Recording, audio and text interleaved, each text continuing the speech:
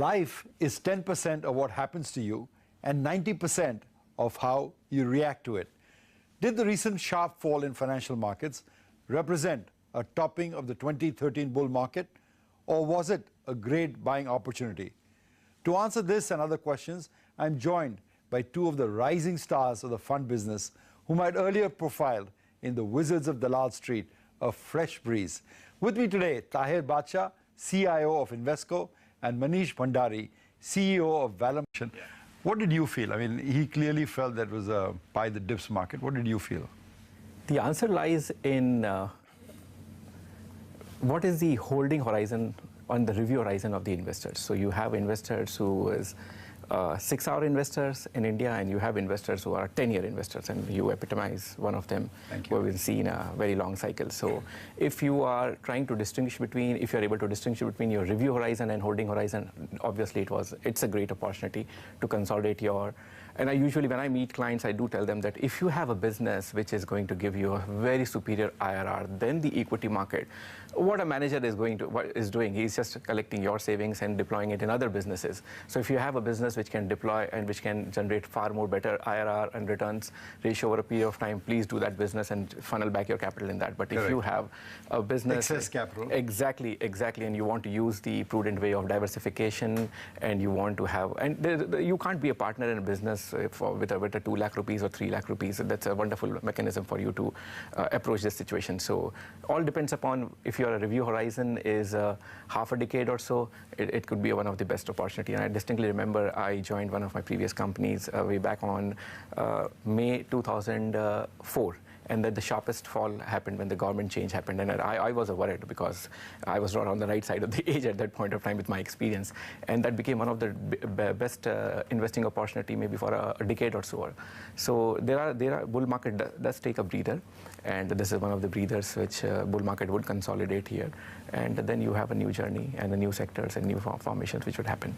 You talk about breather, but one sector that has definitely taken a breather, Manish, is the NBFC sector. It's had a loss of confidence perhaps in the sector. What are the lessons you learned, and how has that shaped your view of the market today? A bit lucky on the sides that we didn't invest in NBFC. But let me, if I have to look at the unfolding of this crisis, this is also a function of that. Is the crisis on the valuation side, or is the crisis on the business side, or on the crisis on the demand side? So I don't see any situation change on the demand side. What has happened is the market took a fancy for the growth and also the undominable position of the NBFCs and the monopolistic situation which many of them are going to enjoy because of the collapse of the other lending mechanism, and which led to finally a huge bull run in the NBFC market.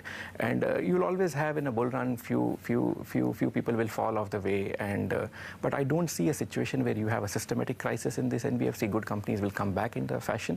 But if you ask me whether the market has permanently shaved a portion of the valuation, answer is yes. So the crisis is not on the business side, but crisis was there on the valuation side. Investors overpay for growth, and that's where the pain comes in. There is a very yeah, but Manish, that's the question I want to pick up on you. I mean, even a few years ago, if you listen to the talk shows, listen to financial channels, the one sentence that will always stand out is globalization is irreversible.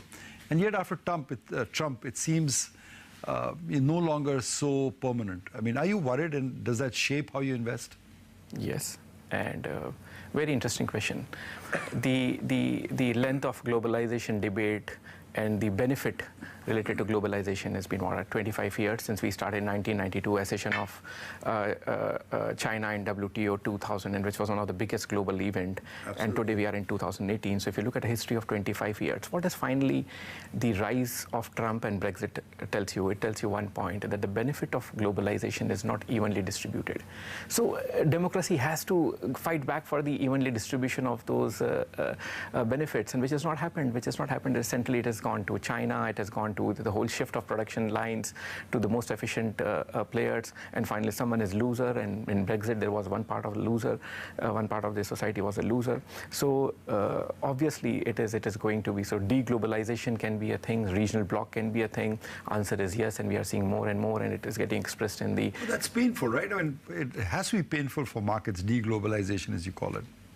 Yeah, this is painful. This is painful, especially for India, because we have started making our journey to get ourselves integrated in the globalization from our export mechanisms, and over a period of time, for our cheaper labor cost, and that is what we can offer to the overall system on the globalized pool. And when you see that the world is making a shift back on the globalization, it has gotten negative repercussions for India. But Manish, you've also mentioned that whether globalization or deglobalization happens, the rise of artificial intelligence, the rise of robotics, the rise of machine is posing a huge threat to emerging markets, isn't it? Answer is yes, and it is not particularly to the emerging markets. It is the rise of cheaper capital, which you can substitute from a labor point of view. So Japan has got all the, with the high saving rates, they have got all the reason and all the benefits to change the technological platform and get the gains out of it versus shift their jobs to the different part of the world. So it is a battle between the capital rich countries and it is a battle between the capital and the technology, which is gaining at this point of time. So there is too much of capital which will flow into technology, and that could change the equation. So yes, India and many of the labor-intensive sectors will be on the receiving end until we are able to fight back with our increasing our R&D expense. If you look at China, would be close to 2% of GDP on the R&D spends, and India would be 0.5%, and I don't see enough incentive. Television requires commercials. And welcome back to the Wizards of Dalal Street of Fresh Breeze. We're talking to two bona fide wizards, Tahir of Invesco and Manish Bhandari of Valum. There, let me turn. I mean, if you hold a very, very pessimistic view, then you can't win the stock market. Manish, but you're more sanguine about the prospects sometime. I think you feel that we're not necessarily headed in the right direction in this country, that there's a lot of challenges that we don't meet. Expound on that thought process of yours.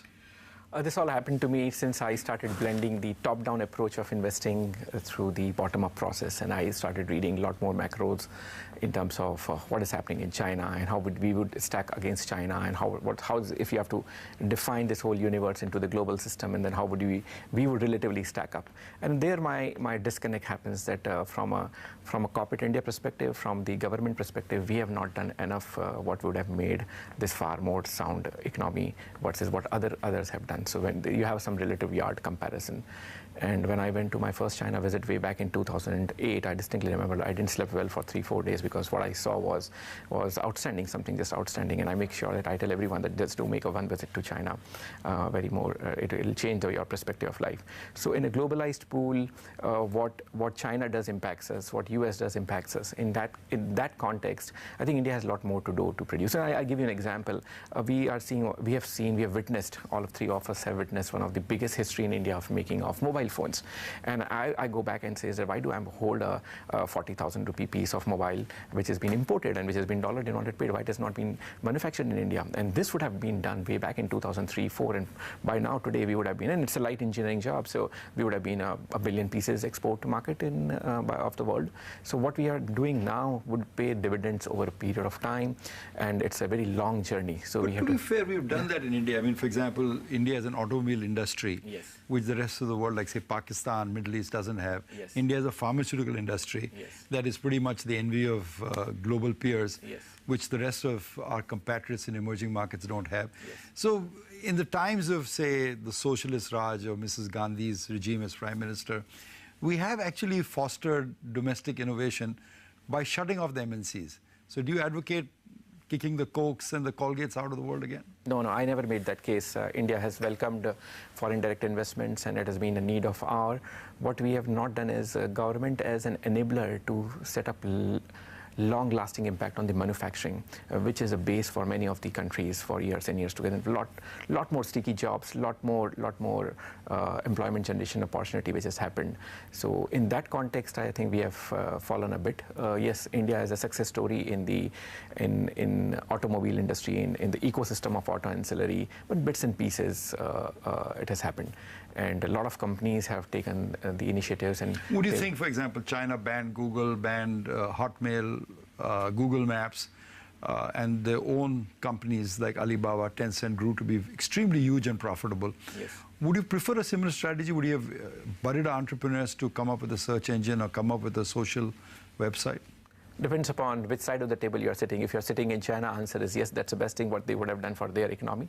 And if you're sitting as an outsider, you would have argued from a different position. So which position and where you're From sitting. an Indian, what is the best for the Indian economy? What would you have argued? I'll tell you my dilemma. So we have invested in one of the finest middle market companies, which is into oncology drug. And I did ask the entrepreneur that you are such a fine business and with low cost production with all API integration. So why don't you go and make your inroads into China? They need drugs, and there is a shortage of drugs in China, and especially from cancer drugs. And he asked me that, yeah, I did receive an inquiry, and they did ask me some 300 pages of document. It looks like that they wanted my whole plant design itself. That is how the China works. Theft. Yeah, theft, or maybe they have very nationalistic. We call it theft, they call it yeah, exactly, very nationalistic. But yes, so now today with India, look at the market share of India. We have too dependent on the US and in Europe. We are not able to make big inroads into the China. So there where my disconnect would like that. How would you do this as an Indian entrepreneur if you have a global competitive business and you have one big isolation of the market, which is a very prospering country, and you're not able to sell them? Something would have done far more deeper to engage and see how our business could prosper. Well, Tahir said he always remains fully invested. That's Yes. their process. Yes. Is that your process also? No, I don't remain fully invested. I always keep some portion of cash, and that depends upon the market cycle. And if you're very bearish on the market, you'd raise the cash I level? would raise the cash, and the very reason being that in our business, 50% is driven by what I do, and 50% in our business is driven by what someone else does. So you have sometimes a wonderful dislocation opportunities which has been presented to you because someone else wants to do a liquidation because of some reason. And at that point of time, definitely. You like the comfort of cold, hard cash to step in and buy? Yes, definitely. So give us an example of first, in 2018, what led the market higher, what stocks did well. Will they continue to be the case in 2019? A portion of them, yes. A few of them, yes. But if you ask me, I did mention to you about the NBFC sector. So there was an overpay for the growth, and so there's a valuation has become a crisis. I won't say a business is a crisis, maybe for a few of them, but not for all of them. And valuation would be a crisis for many of them. So if you segregate the nuances, the valuation is a crisis for many of them. So many of them. So you pick and search among the NBFCs? Yeah, we did one investment in a gold NBFC, and that's. In a gold NBFC? Yeah, okay. which lends it to a gold. Right. So we did, and that was our first NBFC investment after a long time. What are you excited about for 2019? Which part of your portfolio, which sector, which theme doesn't allow you to sleep at night? Sleep on the right side, from a positive side. No, yeah, because you're excited about it. Yes, You wake up. Yes, yeah, sure. So I see a bag full of opportunities for next half a decade or so in the chemical space, and where the deflation which was exported by China is moving into an inflation, and the whole and India has a requisite DNA to make a large-scale impact on the global chemical supply and chain, and we have a rightful entrepreneurs, right mix of entrepreneurs and right mix of businesses to sell to the global markets. And there where I see a wonderful volume opportunity for Indian to gain market share on the chemical side. In the specialized chemical sector? Yes. And then when one segment does well, the whole ecosystem starts doing well. Right. Yeah, and I don't see any threat on the technological disruption on the chemical side in intermediate future. I don't see that. There will be innovation, and the Indian entrepreneurs have seen a success. Enough pool of scientists and chemical engineers to help take us forward. It marries well with the competence what India has, and we have seen a success in the pharmaceutical sector. So a chemical sector with some natural color. It's significantly, affected if you were to probably stay somewhere in between. Stay balanced is what you learned. How about you, Manish? What is your significant learning of 2018? Illiquidity. Market can punish illiquidity and all set of companies with the same stride at a certain period of time. I think that is one of the biggest learning I've seen. So with illiquidity in mind, market doesn't distinguish between a good company and a bad company. It could be illiquid company and a liquid company. So hence the comfort of cash. Comfort of cash, and also maybe the holder need to know that what he's holding, and it's an illiquid asset, so you have to match up with the right backing of the investors. Guys, it's said that knowledge is the treasure of the wise men. Thank you so much for sharing your riches with us. Our pleasure. Thank you for joining us on a very special edition of the Wizards of Dalal Street, a fresh breeze.